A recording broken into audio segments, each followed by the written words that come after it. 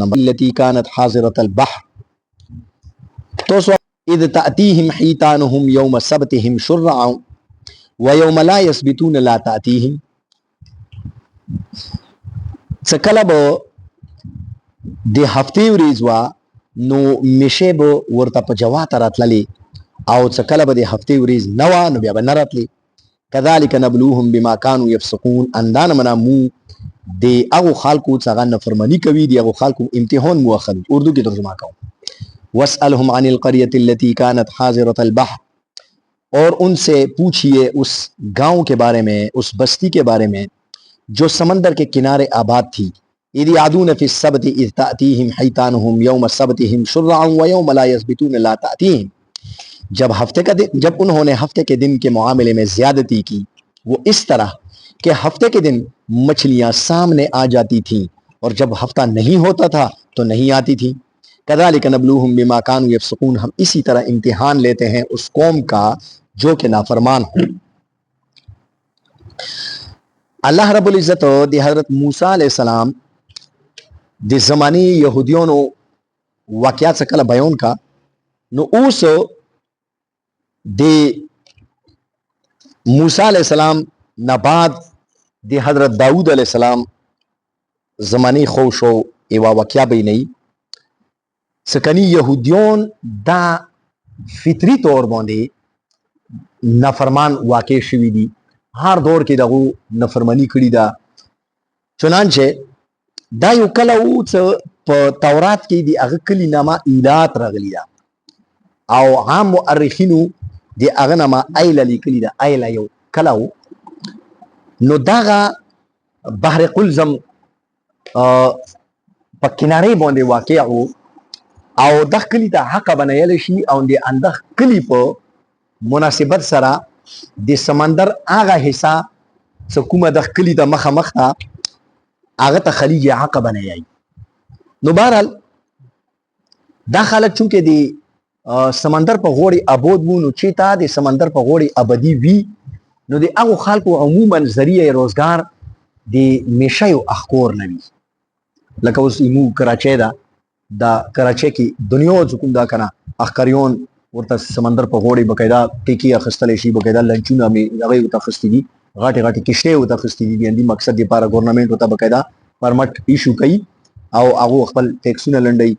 نو همدانه منا بنګلادیش ته نو څه چې ته د سمندر په غوړې ابدی دي هغو اخکور کوي لهذا دغو خلکو چې کوم دا کنه اخکور د دغو یو ذریعه روزګار وه نو الله رب العزت د هغو امتحان اخیستلي دپاره هغو ته دا حکم ورکو چې تاسو به د هفتې پورې د اخکور نه کوئ لکه څنګه د مو په شریعت کې جمعه یوه معتبره یوه مقدس ورځ ده همدان منا د عیسایانو په نیز د اتوار چې کوم ده هغه یوه مقدس ورځ ده نو همداسې د یهودیان چې کوم دي د هغو په نیز د هفتې ورځ مقدس وه چنانچې هفتې ورځې به موږ خو الحمدلله مسلمانان چې کوم ده د جمعې په ورځې روزګار کوو دوکانونه کوو عبادات کوو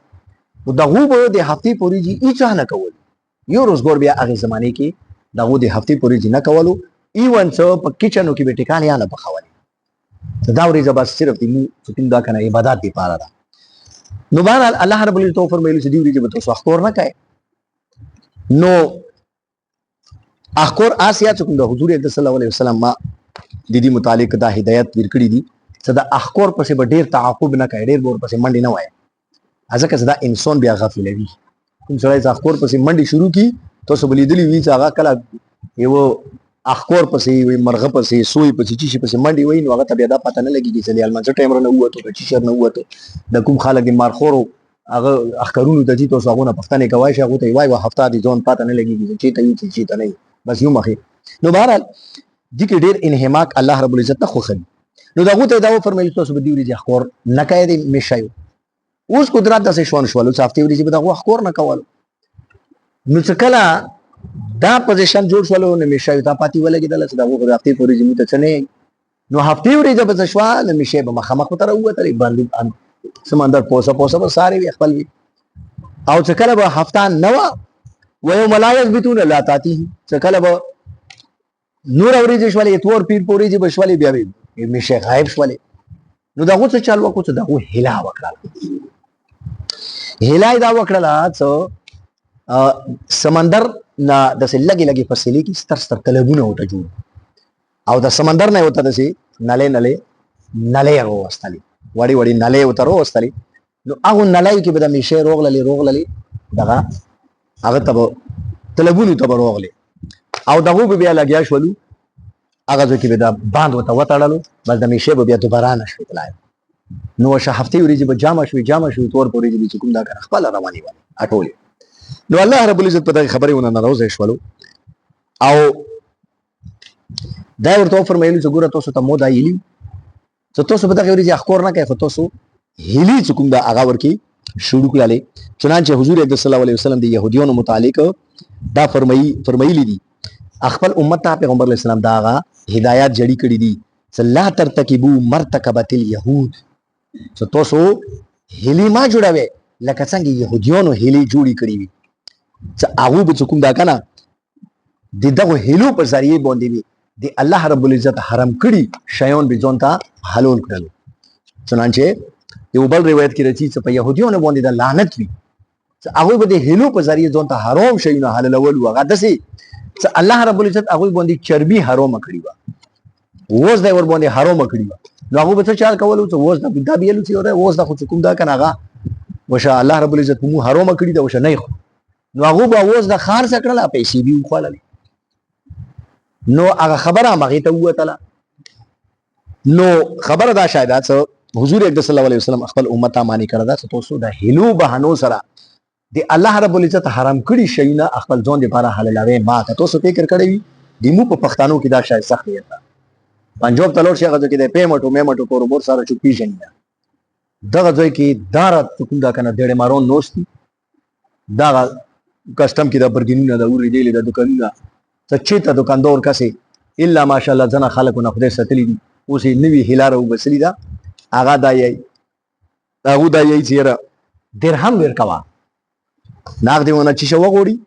نو مخکې به کوم د خلکو ګوډه وته وغستلو پیک اپ به وغستلو بیا کې لنجي پنجي بر وتلې نو خلکو شارټ کټ رو بسلو چې درهم ورکوا بس د درهم په بدل کې چورونه خالي هر کې یو درهم نن سبا په 75 روپے دا نو هغه باندې 75 روپے کې وته وایي چې کول با کوم دا کنه مطلب 75 په 120 روپے راکای نو بس دای ځونتا حلال کړه ځنه خلکو چې کوم د پنځو په لبیا دا سیستم ډیر دا هغه خلک زکات نه ځون بچ کوي نو زکات چونکه یو مول باندې څکل روح کول تیر شي نو تو باندې زکات واجب کیږي هغه څه چل کوي چې یو سړی دا هغه سره فرض کې 10 لک روپے دي اوس 11 مهینه څخه پراشي یو میاشت پوت شي هغه اټولي پیسې خځې ته وی کی چې دای توشي اس گیفت کې مده خځې ته وی کی اوس دې ملکیت نه هو وتاله اوس کول پرانا ده لہذا زکات پښتونه دې ملکیت نه هو ته خځې پیسې خځې شول نو دا خځې سره بیا وی هغه په ملکیت کې وی چې کله یو لاس میاشتې تیر شي یو میاشت پوت شي هغه مړه ته وی چې د لاس لکه موته ته گیفت کې تحفه کې مدیر کې توشي نو دغه طریقې سره هغه زکات نه ځون خل صحیح او یای جشا سو دا امام ابو یوسف رحمت الله علیه پنيز دا شای جایز ده حالانکه امام ابو یوسف رحمت الله علیه هغه هستی و صدا قاضی القضات و چیف جسٹس و دی هارون الرشید خلیفہ په دور کې دی به هارون الرشید رحمت الله علیه سفر شان مننو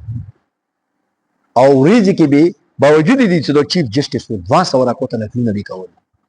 دومره لوی مسؤلیتونو نه باوجود دي دا ټایم ته وبسلو امام احمد بن حنبل رحمت الله علیه باوجود دي 300 راکوته نه کول چې کله لږ ضعیف شو بیا 250 ته وروستل نو دومره لوی هستی په دې باندې دا الزام لګول چې هغه دغه شی نو ته اجازه راکړي نو هلی سره یو شای جون تر وکول دا نه جایز دی البته هلا په دې شکل کې چې ته حرام نه ځون په باج کې دې شکل کې جایز ده چنانچه حضور اکرم صلی الله علیه وسلم په زمانه کې یو صحابي هغه پیغمبر علیه السلام ته خجوري روړل هغه ډېری مزیدار ډېری عمده خجوري نو پیغمبر علیه السلام نو تاسو وکړل چې دا خجوري تاسو په کلی کې ټول انداسه عمده خجوري نو هغه ته ویل چې نه یا رسول الله صلی الله علیه وسلم ایمو خجوري بیکورا کیږي نو مو سره لګي بیکورا غني خجوري وي بیا مدغه بیکورا خجوري چې کوم دي کنه دا یو بل سړی ته ویل چې هغه نه مخې خجوري نه وخستالي خدا مو وکړلو چې دا بیکورا خجوري مې لګي ډېری ویر کی او هغه مو ته د خې خجوري لګي وروت نو پیغمبر اسلام ته فرمایلی چې دا خو ربا ده دا خو سود ده یو جنس والا شای ته کوم دا کمای به شای ورکی کای نو دا خو سود کې راځي. پیغمبر علیه السلام بیا ورته فرمایلی چې ته دا طریقه کوه څه د کومې تاسو خروپې خجورې دي دا څه مارکیټ کې خرڅاوه دا د خارڅ کې پیسې لوسته دی راغلي په ماغو پیسو ښه خجوره وخوره که لږه پوه شوه که ډېره پوه شوه. نو دا یوه طریقه همداسې قرآن مجید کې د حضرت یوسف علیه السلام متعلق راځي چې یوسف علیه السلام ته بنیامین سره د وړونو دا وی راغللو. نو یوسف علیه السلام دا اراده وکړله چې د بنیامین خپل ورور ځان سره وسور کړ. نو اوس د هغه د وسرولې طریقه وانه یوسف علیه السلام څه چال وکړلو چې خپلو کرندګانو ته یې اړر ورکړلو چې د بنیامین څه کومه غلا ده دغې غلې کې دغه شاهي څه کوم دغه غلا ورسره تړلی شي کوم جوم ده قیمتي جوم و دا جوم یې دي په غلې کې کېږدوه. چنانچه غلې کې یې کېږدولو هغو تپاتیانه وه هغه څه کوم سپرلي وه ووښ و کچار و چې شوای روان کړو. نو چټه نه څه کوم دا که نه یوسف علیه السلام کسانو ورپسې وروستولو چې مونږ څه کوم دا جوم ورک شوه ده او یې مو دا شک ته ځای تاسو په زمانه کې ده. هغو ورته ویلي چې خدای دې ما وکړي موږ داسې کار نه کوو. نو هغو ورته ویلو چې بیا که چا سره ووتلو بیا به هغه څه سزا وي. نو هغو ورته ویلو هغې زمانې کې دستور دا شی و چې څوک به غلې پرې ونیولی شو نو هغه به یو کوله پرې مغه سړي سره وایي چې چا نه غلا کړي هغه به کور ونه اخیستلو. نو دغو ته وفرمیلو دغو ته ویلو چې جی بس ټیک ده که چې موږ کې چا سره ووتلو هغه به تا سره یو کول غلامي کوي دربویزه. دغو خو ډاډه و چې موږ سره هسې نشته. نو هغو ته له شي خسته خسته بنیامین په زمانه کې هغه جوم راووتل. چنانچه بنیامین یې ونیولو او ځان سره یوسف علیه السلام ریسټور کړل. دا یوه هیله اختیار کړل. همدا نه منه د حضرت ایوب علیه السلام متعلق راځي چې ایوب علیه السلام بیمار و ډېر سخت. نو د ایوب علیه السلام متعلق د ځینو خلکو کې دا خبره ګاډه ده چې بدن کې چینجي شوي وي داسې داسې دا خبره غلطه ده دا صحیح نه ده. مولانا اشرف علي صاحب ثاني رحمت الله علیه فرمایي چې الله رب العزت انبیاء کرامو ته بیماری تکلیفونه پریشانۍ ورچوي خو داسې بیماري نه ورچوي چې هغه قابل نفرت وي چې خلکو نه نفرت وکړي. ویلي چې د نبي منصب دا شاید داسې ده چې هغه خلکو ته دعوت او تبلیغ کوي چې کله هغه کې داسې بیماري پیدا شو چې هغه ته خلک نږدې نه ورسي نو هغه به څنګه دعوت ورکړي. نو دا خبره خلکو کې مشهوره ده چې چینجي ورکړي چینجي منجي نه وشي خو بهرحال یوه بیماري وه چې د هغه څه تفصیل نشته د څه شي بیماري وه خو ډېره سخته بیماري وه ورته. نو بهرحال د دې کور والا چې کوم ده د دې ډېر زیات خدمت کول. یوه ورځ یې څه غلطي وشوله کور والا نه نو ایوب علیه السلام قسم وخوړلو چې که مو خدای په ښه کي که نه تو به زه سل لاختې وایم. وخت تېرېدو خدای پاک حضرت ایوب علیه السلام صحتمند کو چې صحتمند یې کړلو نو سره دا فکر پیدا شو چې یاره مو دا قسم کړی اوس مې دا قسم زه څنګه کوم. نو ښځې خو مو دوره خدمت وکړو اوس دا ښځه زره وسوره ده سل کوتکۍ وایي خو دغه مړه ده ښځه غریبانې خو دوره هغه نه لري برداشت کوي. نو الله رب العزت ته هیله خپله وښیله چې داسې وکړه چې یوه ربزه جوړه کړه هغې کې سل خلي ورکېږه بس په هغې ربزې یو شړاک ویر کړه نو داسې باید سل لاخلي وباري. نو بهرحال دا نه منه هیلې چې سړی حرامو نه ځان په باج کړي هغه ښه جایزې دي خو که ته څه کوم دا که نه خپلو فرایضو نه ورباندې ځان بچ کوي لکه څنګه مونږ نن سبا حرام چې کوم دا که نه هغه خپل ځان ته خصوصا د سود مو ځان ته د پیمنټو په شکلو کې حلالوو دغه شی جایز نه ده. الله رب العزت فرمایي چې کذلک نبلوهم بما كانوا يفسقون دا امتحانونه مو ځکه خلو چې دا خلک نافرماني دي نافرمانو خلکو مو داسې امتحان خلو چې هغه بیا مو خپل جکړ کې روولو بیا یو مخې خپل پکړ کې روولو او یو مخې عذاب ته ویل کو الله دې پتہ نه کوم ته کوي